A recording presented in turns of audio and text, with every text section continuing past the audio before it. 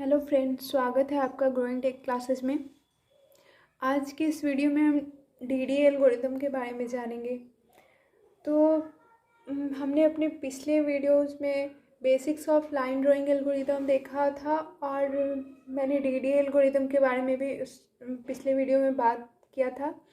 तो हमने जाना था कि लाइन ड्राइंग एल्गोरिथम क्या होता है। हमने देखा था दोस्तों कि हम जब अपने स्क्रीन पे कोई लाइन ड्रॉ कराना चाहते हैं तो वो कुछ पॉइंट्स से मिलकर बनी होती है और ये पॉइंट्स की वैल्यू जब तक हमें पता नहीं होगी तब तक हम अपने स्क्रीन पे एक लाइन को ड्रॉ नहीं कर सकते हैं।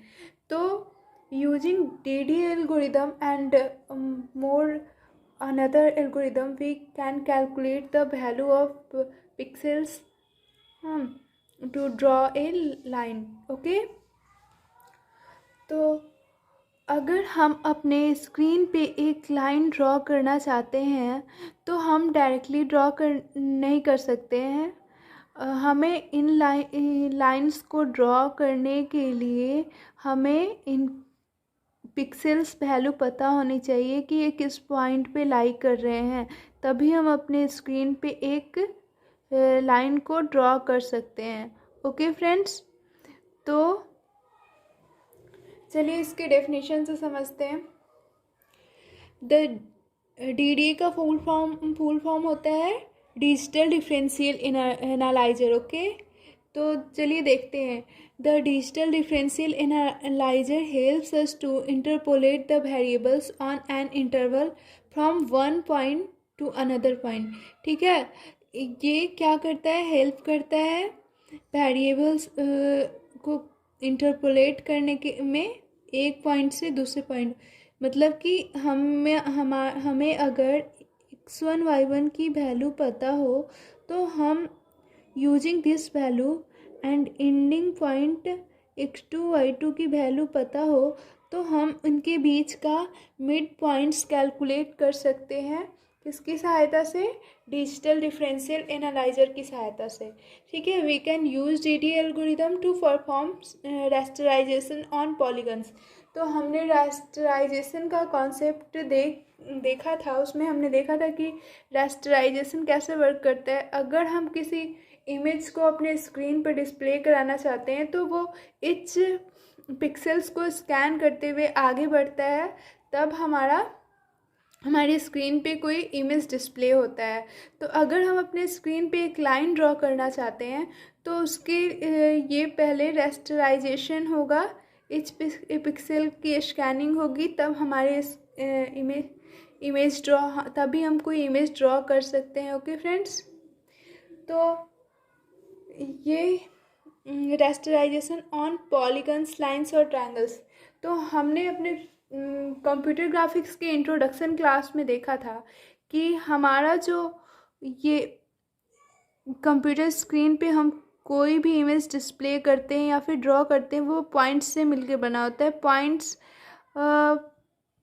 से मिलकर क्या बनता है, हमारा लाइन बनता है और इन लाइंस को मिलाकर हम कोई भी इमेज क्रिएट कर सकते हैं, जैसे कि ट्रायंगल हुआ या फिर कोई भी अदर पॉलीगन हुआ, रेक्टेंगल हुआ, कुछ भी अगर हम ड्रॉ करना चाहते हैं अपनी स्क्रीन पे तो हम इन लाइंस की हेल्प से करते हैं। ओके, तो अगला क्या कह रहा है, DDA is also known as incremental method of scan conversion.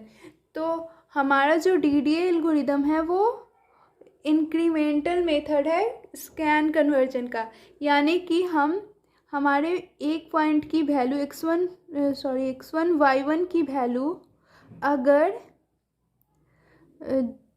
2 और 3 है तो हमारे नेक्स्ट पॉइंट की वैल्यू कैसे कैलकुलेट करेंगे हम? इस कैलकुलेट करने पे जो वैल्यू आएगी वो आगे बढ़ती हुई नज़र आएगी। इंक्रीमेंटल मेथड है, ठीक है, यानी कि x की वैल्यू यहाँ बढ़ के 3 हो जाएगी या और y की वैल्यू बढ़ के 4 हो जाएगी। ओके, तो वही कह रहा है यहाँ, DDA is also known as incremental method of scan conversion. Scan conversion का ये इंक्रीमेंटल मेथड है। ठीक है, In this algorithm we can perform the calculations in a step by step manner. ठीक है, तो हम इसका एल्गोरिदम देखेंगे आगे, और हम देखेंगे कि ये स्टेप बाय स्टेप मैनर्स में कैसे कैलकुलेशन परफॉर्म करता है. We can use the previous step result in the next step. हमारी जो पहले x की वैल्यू होगी उसके मदद से हम नेक्स्ट स्टेप वैल्यू को कैसे निकालेंगे, हाँ, वो हम डीडीए लाइन ड्राइंग एल्गोरिदम में देखेंगे. ठीक है दोस्तों, मैंने अपने पिछले वीडियो में डीडीए एल्गोरिदम के कंडीशंस के बारे में बताया था. मैंने बताया था कि डीडीए लाइन एल्गोरिदम में जब हम अपना किसी लाइन को ड्रॉ करते हैं, हम जानते हैं कि ये हमारा स्लोप होता है. स्लोप क्या होता है? स्लोप होता है टेंजेंट ऑफ द लाइन होता है, यानी कि इसका एंगल क्या होता है इस पे, इस वैल्यू पे डिपेंड करता है. यानी कि m इक्वल टू हमने देखा था slope of the line equal to क्या था, ये हमारा टेंजेंट ऑफ द लाइन. ठीक है, ये था हमारा tan थीटा. और इस m का वैल्यू हमने क्या कैलकुलेट किया था. आपको अगर दिक्कत हो रही हो तो आप मेरे पिछले वीडियो में basics of line drawing algorithm जाके देख लें, वहाँ से आपका कॉन्सेप्ट क्लियर हो जाएगा. तो ये dy बाई डी एक्स क्या है? ये dy बाई डी एक्स है y2 minus y1 by x2 minus x1. ये y2 माइनस y1 क्या है? y2 माइनस y1 है change in value of y and x2 minus x1 है change in value of x. तो दोस्तों, ये जो हमारा स्टार्टिंग पॉइंट और एंडिंग पॉइंट हमें मालूम है कि हमारा लाइन यहाँ से स्टार्ट होगा और इस पॉइंट पे जाके एंड करेगा. तो हम नेक्स्ट वैल्यू को नेक्स्ट कैलकुलेट करने के लिए इन वैल्यू का यूज करते हैं.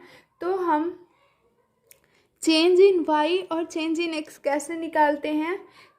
एंड पॉइंट के y वैल्यू में से स्टार्टिंग पॉइंट का y वैल्यू माइनस करते हैं तो हमें change in value of y मिल जाता है. और वैसे ही जब हम एंड पॉइंट के x वैल्यू को में से स्टार्टिंग पॉइंट के x वैल्यू को सब्सट्रैक्ट करते हैं तो हमारा change in value of x मिल जाता है. ओके, तो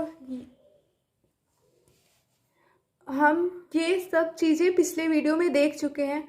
तो हमने एक और चीज़ देखा था अपने दूसरे वीडियो में जिसमें मैंने कंडीशंस बताए थे कि अगर हमारा यहाँ थीटा का वैल्यू, ये जो एंगल बन रहा है वो लेस देन 45 डिग्री होता था तो हमारा स्लोप ऑफ द लाइन का वैल्यू भी लेस देन 1 होता था. ठीक है, अगर हमारा थीटा का वैल्यू ग्रेटर देन 45 डिग्री होता था तो ये स्लोप ऑफ द लाइन का वैल्यू 1 से बड़ा होता था. और अगर हमारा थीटा का वैल्यू 45 डिग्री हुआ तो m का वैल्यू क्या होता था? इक्वल टू 1 होता था. तो अब मैंने इन कंडीशंस पे एल्गोरिदम पिछले वीडियो में बता दिया है. हाँ, और इन कंडीशंस पे अलग अलग काम करने की बजाय इस वीडियो में मैं एक डीडीए एल्गोरिदम बताऊंगी जिसमें अलग अलग कंडीशंस चेक करने की ज़रूरत नहीं होगी और हम अपने वैल्यूज़ को इजीली कैलकुलेट कर पाएंगे. ठीक है, तो चलिए स्टार्ट करते हैं. तो दोस्तों, हमारा स्टेप 1 होगा. स्टेप 1 में हमें अगर if starting and ending points are given. ठीक है, अगर हमारा स्टार्टिंग और एंडिंग पॉइंट हमें पता हो कि क्या है, ठीक है, let starting point equal to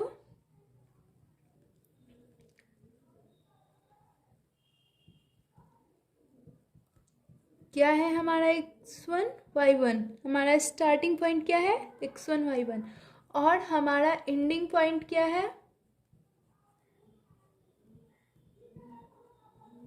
ending point है x2 y2।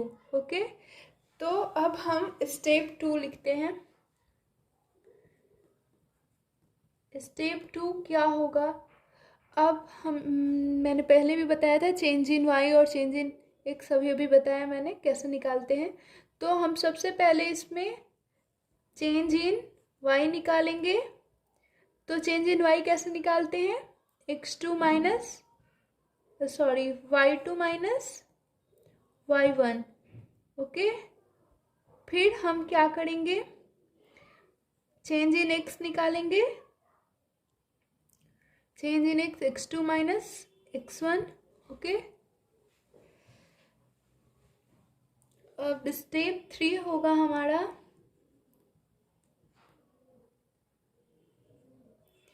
If absolute value of dx greater than absolute value of dy, तो हम स्टेप के वैल्यू में क्या कर देंगे, अगर dx का वैल्यू, यहाँ जो हमारा dx कैलकुलेट हुआ है उसका वैल्यू dy के वैल्यू से बड़ा हुआ, तो हम स्टेप्स के वैल्यू में एब्सोल्यूट ऑफ dx का वैल्यू असाइन कर देंगे। ओके, या फिर अगर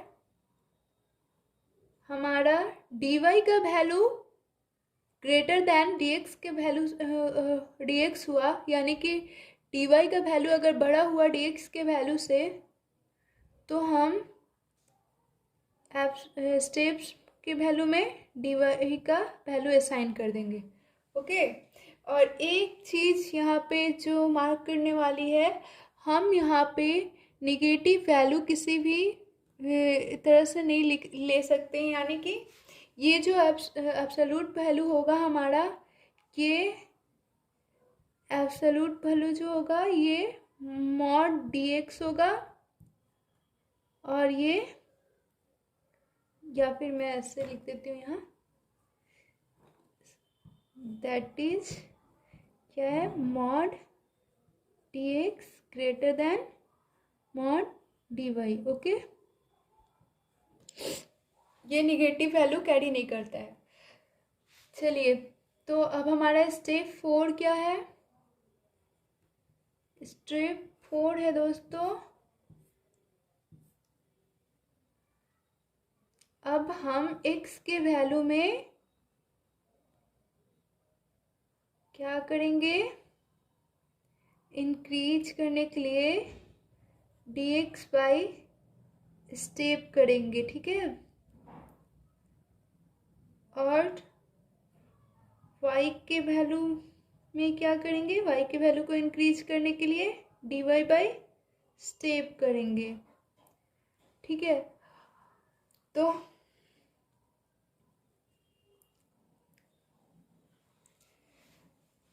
अब छठा स्टेप क्या होगा,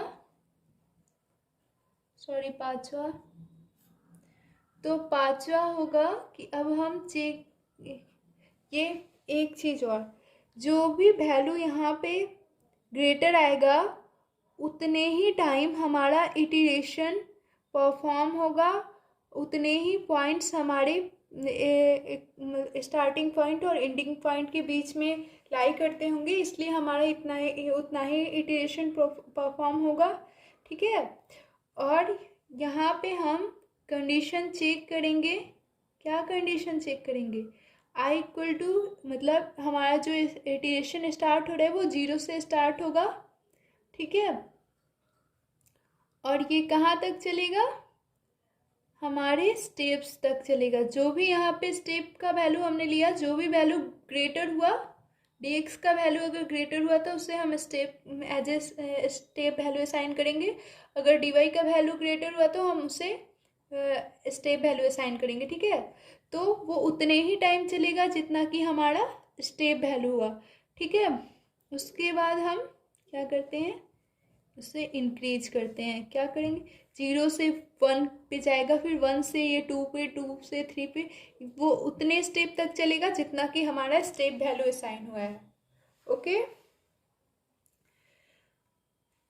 अब हम अपने नेक्स्ट पिक्सेल वैल्यू को कैलकुलेट कर सकते हैं। तो कैसे कैलकुलेट करेंगे हम? हमारा जो xy का वैल्यू है, यहाँ लिख देती हूँ, x के वैल्यू को हम कैसे इंक्रीज करेंगे? जो हमारा x1 का वैल्यू है, यानी कि जो हमारा स्टार्टिंग पॉइंट है, उसमें हम x का इंक्रीजिंग वैल्यू ऐड करेंगे, ठीक है, और y के वैल्यू में